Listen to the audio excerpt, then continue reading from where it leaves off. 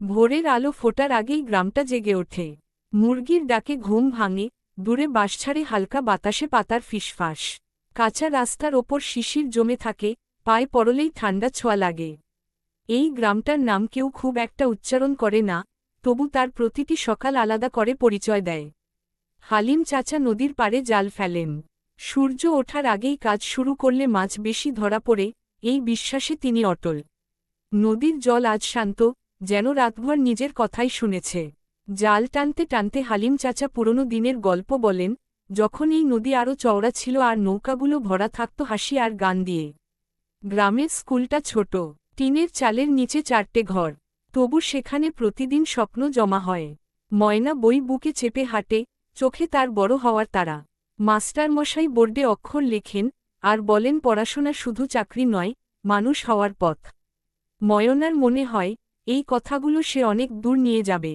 দুপুরে মাঠে রোদ নামে, ধানক্ষেত সোনালি হয়ে ওঠে। কৃষকেরা মাথায় গামছা বেঁধে কাজ করেন, ঘাম ঝরে মাটিতে মিশে যায়। এই ঘামেই ফলন আসে, এই ঘামেই গ্রাম বাঁচে। মাঝে মধ্যে কেউ থামে, পানির কলসি থেকে এক ঢোক জল খায়, তারপর আবার কাজে ফেরে। বিকেলে চায়ের দোকান জমে ওঠে। টিনের চুলায় কেটলি বসে, আদার গন্ধে চারপাশ ভরে যায়।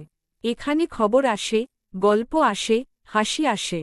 কেউ বলে শহরে নতুন রাস্তা হয়েছে, কেউ বলে এই বছর বৃষ্টি ঠিকমতো নামেনি। তবু চায়ের কাপ হাতে সবাই সমান, চিন্তা কিছুক্ষণ থেমে থাকে।